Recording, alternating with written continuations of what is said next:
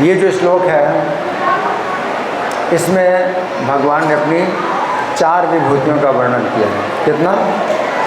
4 विभूतियों का वर्णन किया है। पहली विभूति है आदित्यों में विष्णु।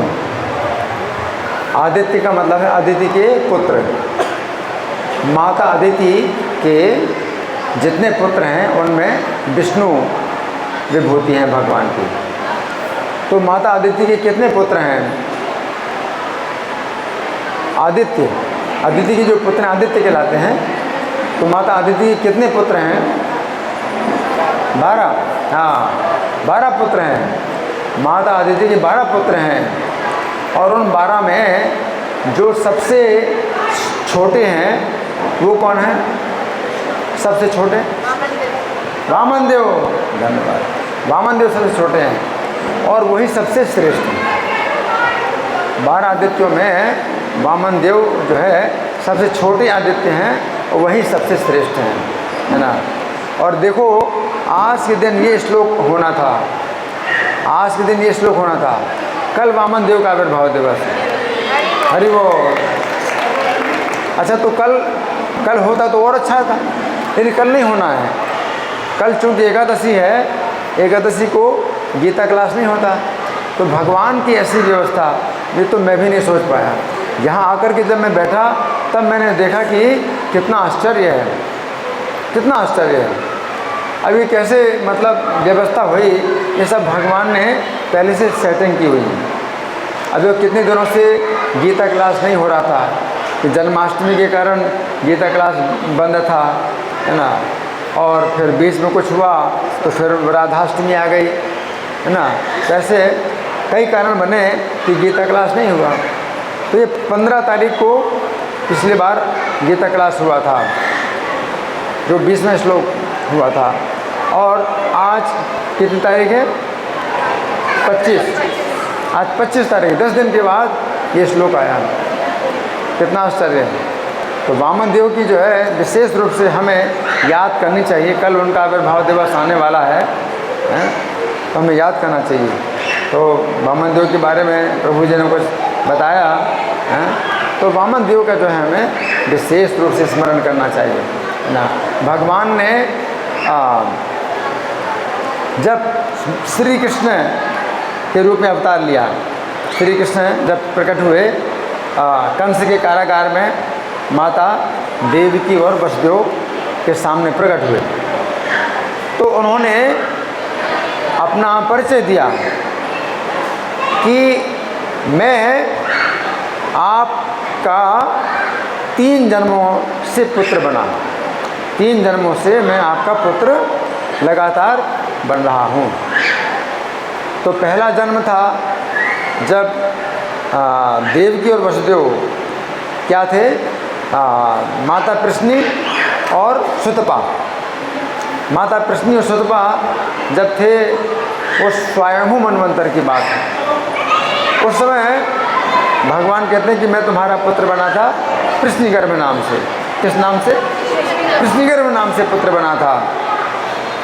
फिर दूसरी बार तुम्हारा जन्म हुआ तो कश्यप मुनि और अदिति, माता अदिति, हाँ? तो वसुदेव जी कश्यप मुनि थे और देव की माता अदिति थी। तो आप क्या जो है मैं वामन देव के रूप में पुत्र हुआ। और तीसरा जन्म अब आपका जो है वसुदेव और देवकी के रूप में मेरा जन्म हुआ है।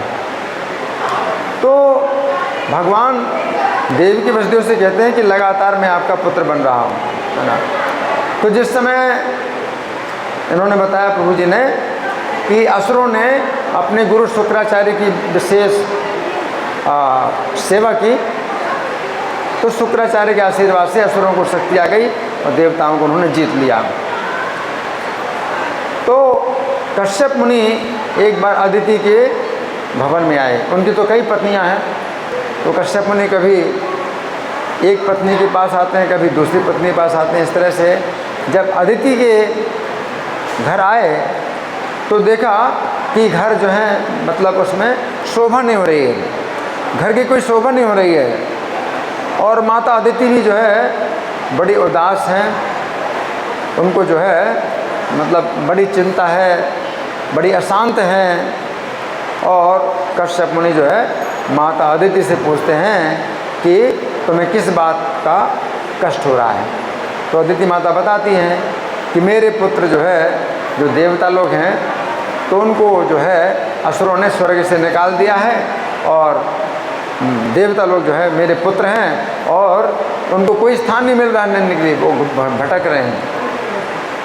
तो फिर कश्यप मुनि कहते हैं कि अच्छा, तो तुम जो है अपने पुत्रों के कष्ट से दुखी हो, तो ठीक है, मैं तुम्हें एक ऐसा व्रत बताता हूँ जिसके द्वारा तुम्हारा कष्ट दूर होगा, और तुम भगवान का पूजन करो पयोव्रत के द्वारा। कौन सा व्रत? पयोव्रत के द्वारा भगवान का पूजन करो, है ना।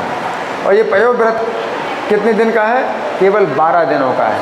कितने दिनों का? केवल 12 दिनों का है। और 12 दिनों में पयोव्रत का मतलब ही है कि दूध का व्रत, केवल दूध ही पीना, केवल दूध का ही भोजन करना है, पयोव्रत। इस प्रकार से माता अदिति जो है जब पयोव्रत करती हैं, 12 दिनों का व्रत करती हैं, और जैसे ही व्रत उनका पूरा होता है तो साक्षात भगवान जो है उनको दर्शन देते हैं, माता अदिति को दर्शन देते हैं। और अदिति माता जो है साष्टांग प्रणाम या दंडवत प्रणाम करती हैं, और फिर भगवान की स्तुति करती हैं, और फिर भगवान जो है अदिति माता से बोलते हैं। भगवान अदिति माता से बोलते हैं कि हे देवी, तुम जो चाहती हो कि तुम्हारे शत्रुओं की जो पत्नियां हैं उनके बाल बिखरें, वो जो है उनको जो है उनका जो है स्थान, वो स्वर्ग से वो सब निकाले जाएं, तुम्हारे पुत्र जो है स्वर्ग में आएँ, और उनकी जो पत्नियां हैं तो वो विधवा हो, तो तुम्हारे पुत्रों को स्वर्ग की प्राप्ति तो किसी प्रकार मैं करा दूंगा, लेकिन जो दूसरा कार्य है वो संभव नहीं है कि तुम्हारे शत्रुओं का जो है विनाश हो। तो अदिति माता दोनों कार्य चाहती हैं, शत्रुओं का विनाश हो और अपने पुत्रों को स्वर्ग की प्राप्ति हो। तो भगवान कहते हैं कि एक कार्य तो किसी प्रकार मैं करूँगा व्यवस्था, लेकिन जो दूसरा कार्य है शत्रुओं का विनाश हो वो नहीं हो सकता, क्योंकि तुम्हारे शत्रु लोग जो है ब्राह्मणों में विशेष रूप से भक्ति करते हैं। तो फिर भगवान कहते हैं कि देखो, अब तुम जो है पवित्रता के नियमों का पालन करो और मैं तुम्हारे पुत्र के रूप में जन्म लूँगा। तो फिर जो है माता अदिति के गर्भ में भगवान आते हैं और फिर भगवान का जन्म होता है। तो भागवत का जो 8वां स्कंध है उसमें भगवान के जन्म का वर्णन है। और फिर भगवान जो है जब जन्म लेते हैं तो फिर ये भी वर्णन आता है कि सब लोग जो है उनको अलग अलग प्रकार के उपहार देते हैं, है ना। तो माता अदिति है वो कौपीन का वस्त्र देती हैं और चंद्रमा मृग छाला देते हैं, कश्यप मुनि मूंज की मेखला देते हैं। तो अलग अलग उपहार उनको प्राप्त होते हैं। और भगवान वामन देव बलि महाराज के यज्ञ में जाते हैं। तो जब भगवान वामन देव बलि महाराज के यज्ञ में जाते हैं तो बलि महाराज जो है देखते हैं तो ऐसा लगता है कि मानो सूर्य देव आ रहे हों। भगवान वामन देव का इतना तेज है कि बलि महाराज सोचते हैं कि सूर्य देव आ रहे हैं। जितने ब्राह्मण हैं वो आपस में चर्चा करते हैं कि सूर्य देव आ रहे हैं क्या, सूर्य देव आ रहे हैं। लेकिन आगे चल करके जब भगवान निकट आए वामन देव तो सबने देखा कि ये वामन देव हैं। और बलि महाराज ने उनका बड़ा आदर किया, सत्कार किया और ये कहा कि आपको क्या चाहिए, आप जो है दान मांग लो। तो उसके पहले शुक्राचार्य, वामन पुराण में भी इस कथा का वर्णन है। तो शुक्राचार्य जो है बलि महाराज को कहते हैं कि देखो, ये जो वामन देव आ रहे हैं तुम्हारे यज्ञ में, तो ये साक्षात विष्णु हैं और ये देवताओं के पक्ष में कार्य करेंगे। तो तुम जो है सावधान हो जाओ और उनसे बातचीत सब करो। हाँ, जैसे खुशी खुशी बातचीत करो, प्रसन्न करो उनको, लेकिन देने के लिए एक तिनका भी नहीं बोलना देने के लिए। शुक्राचार्य कहते हैं कि देने की बात नहीं करना। ऐसे कई बार होते हैं ना कि कई लोग जो है मतलब बातों से खूब खुश करेंगे लेकिन दान देने के लिए तैयार नहीं होते हैं, है ना। आप आए, बहुत अच्छा हुआ, आप घर में जाते हैं उनके, हम लोग घर में जाते हैं उनके तो बड़ा बातों से खुश करेंगे लेकिन दान नहीं देंगे। हम लोग दान लेने जाते हैं तो वो बड़े चालाक होते हैं, तो बातों से बहुत खुश करेंगे लेकिन दान देने के लिए तो एक पैसा भी तैयार नहीं होते। तो शुक्राचार्य कहते हैं बलि महाराज से कि इनको तुम खुश करो बातों से, अतिथि के रूप में आए हैं, ब्राह्मण हैं, प्रसन्न करो, आसन दो बैठने के लिए, बातचीत करो, लेकिन सावधान रहना, एक तिनका भी देने के लिए नहीं बोलना। अगर तुमने एक तिनका भी देने के लिए बोला तो उसी के ही जो है माध्यम से तुम्हारा वो सब कुछ छीन लेंगे। लेकिन बलि महाराज कहते हैं कि अगर ये साक्षात भगवान है, अगर ये साक्षात भगवान है तो मुझे तो जो है अब क्या है कि मैं अपना सर्वस्व उनको दूंगा, क्योंकि अगर भगवान है तो फिर इनको क्या ना दिया जाए, मेरा तो जीवन सफल हो जाएगा। क्योंकि बलि महाराज जो है शुक्राचार्य के शिष्य हैं, लेकिन वो दीक्षा शिष्य हैं, लेकिन शिक्षा उनको प्राप्त हुई प्रहलाद महाराज से। बलि महाराज के पिता के पिता प्रहलाद महाराज, तो प्रहलाद महाराज हमेशा आते रहते थे बलि महाराज के सभा में और उनको जो है जो शिक्षाएं देते थे, भगवान की महिमा सुनाते थे। इस प्रकार से बलि महाराज जो है भगवान की महिमा को जानते थे। इस प्रकार से शुक्राचार्य को उन्होंने कहा कि मैं जो है उनको मना नहीं करूँगा, वो जो कुछ भी मांगे मेरा तो बड़ा सौभाग्य है। इस प्रकार से बलि महाराज जो है शुक्राचार्य की बात को नहीं मानते।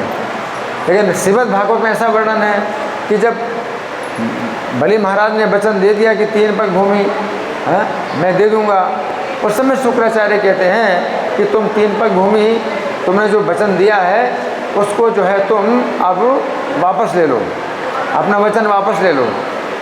अब तुम सोचते हो कि नहीं इसमें असत्य का दोष लगेगा, तो शुक्राचार्य कहते हैं अगर तुम इस प्रकार से मानते हो कि असत्य का दोष लगेगा तो वैसे भी तुम्हारा जो वचन है वो सत्य नहीं होने वाला, क्योंकि एक पग से वो पूरी पृथ्वी नाप लेंगे और दूसरे पग से अंतरिक्ष और स्वर्ग नाप लेंगे, तो भी तुम 3 पग पूरे नहीं कर पाओगे, तो भी तुम 3 पग पूरे नहीं कर पाओगे, तो तुम्हारा सब कुछ चला भी जाएगा और तो भी तुम क्या हो झूठे, तो झूठे तो वैसे भी बनना है और तुम्हारा सब कुछ चला भी जाएगा और झूठे बनोगे। उससे अच्छा है कि तुम झूठे बन जाओ लेकिन तुम्हारा सब कुछ बना रहे, तो वो ज़्यादा अच्छा है। दोनों तरह से अगर झूठे बनना है तो ज़्यादा अच्छा यही है कि इस तरह से झूठे बनो कि भाई तुम्हारा कुछ नुकसान भी ना हो, चलो झूठे तो बन गए।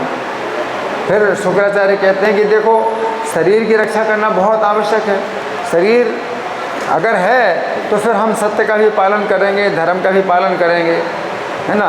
अगर शरीर का ही निर्वाह नहीं हो रहा तो फिर कैसे धर्म का पालन करोगे, सत्य का पालन करोगे।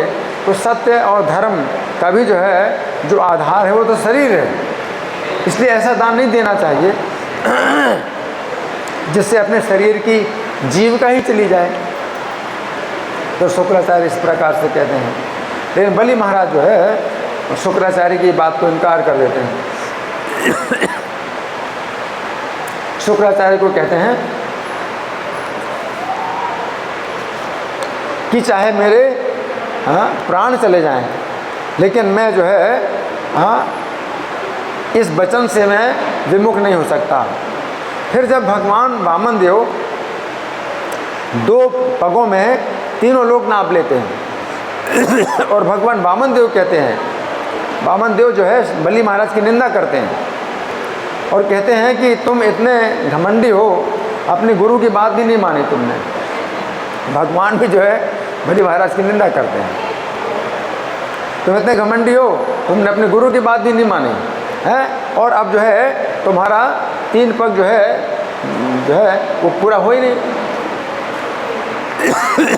तुम 3 पग तो तुम दे नहीं पाए,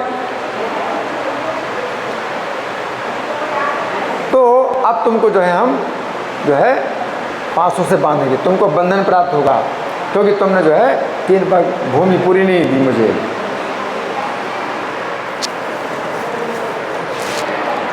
उस समय बलि महाराज जो है एक उत्तर देते हैं, इतना बढ़िया उत्तर देते हैं, उनको भगवान ने ही बुद्धि दी, भगवान ने ऐसी बुद्धि दी कि बलि महाराज ने उनको उत्तर दिया। बलि महाराज ने उत्तर दिया कि प्रभु, मेरी जितनी संपत्ति थी तीनों लोगों की, उसको तो आपने 2 पगों में नापा, है ना, तो संपत्ति से ज़्यादा कीमत अपने शरीर की होती है। सोचिए, जैसे मान लो हाँ, आपके पास करोड़ों की संपत्ति, 10 करोड़ की संपत्ति है, लेकिन तो भी अपना शरीर की रक्षा करने के लिए आप 10 करोड़ संपत्ति भी दे दोगे अपने शरीर की रक्षा के लिए, तो शरीर की कीमत जो है 10 करोड़ से भी ज़्यादा है। तो तीनों लोगों की संपत्ति भी हो तो भी अपने शरीर की कीमत उससे ज़्यादा है। तो 2 पग में आपने जितनी संपत्ति नापी है उससे ज़्यादा कीमत मेरे शरीर की है, तो मैं अपना शरीर दे रहा हूँ, तो 2 पग से ज़्यादा तो हुआ ना वो। तो 3 पग, आप 3 पग मांग रहे हो, मैं तो आपको 4 पग से भी ज़्यादा दे रहा हूँ।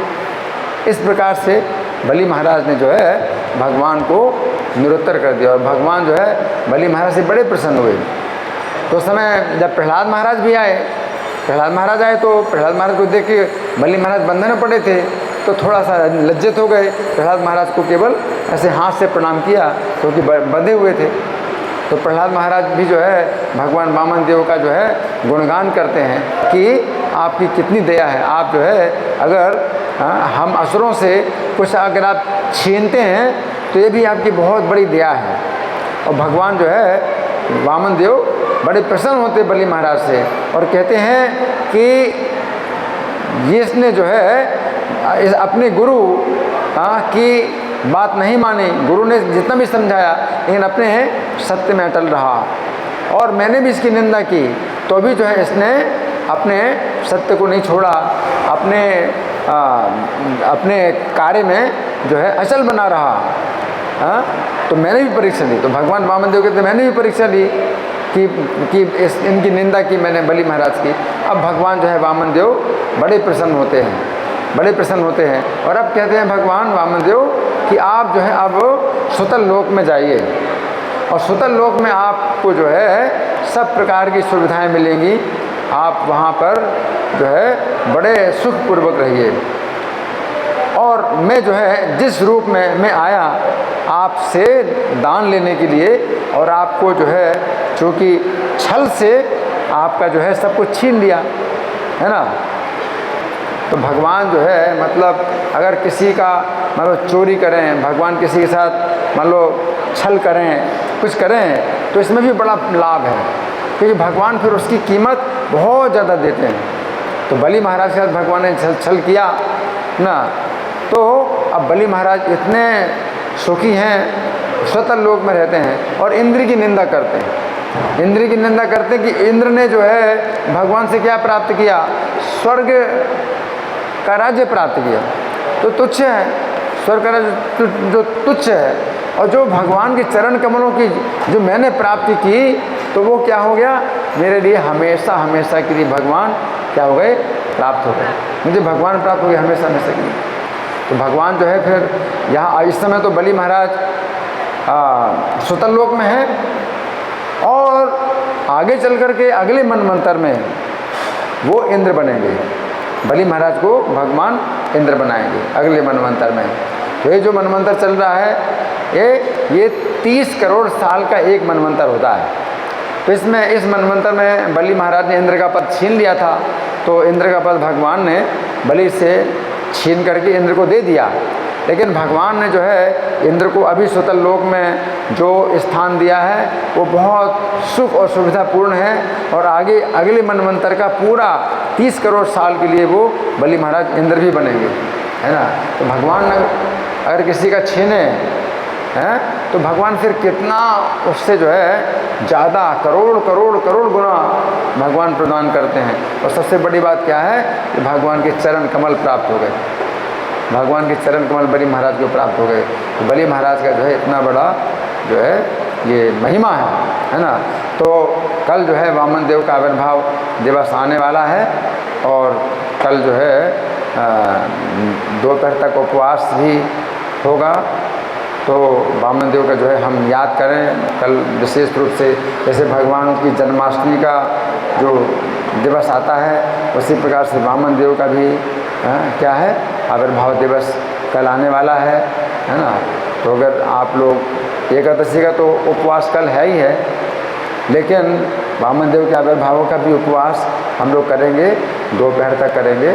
तो उसमें विशेष रूप से हम अंतर रखते हैं। एकादशी का जो प्रसाद अगर हम लेते हैं तो कल दोपहर तक हम लोग या तो कुछ ना लें, अगर कुछ लें तो पानी पी सकते हैं। अगर पानी से भी काम नहीं चलता है तो दूध पी सकते हैं, दूध से काम नहीं चलता है तो फल भी ले सकते हैं। तो इस तरह से दोपहर तक हमारा उपवास होगा और दोपहर में फिर जो प्रसाद होगा वो शाकाहार होगा। एकादशी का ही होगा लेकिन फलाहार से शाकाहार हो जाएगा, तो वो विशेष वो उपवास दोपहर तक माना जाएगा। तो कल विशेष रूप से वामन द्वादशी का बहुत बहुत पवित्र दिन है। श्री वामन देव आविर्भाव तिथि महामहोत्सव की जय। श्रील प्रभुपाद की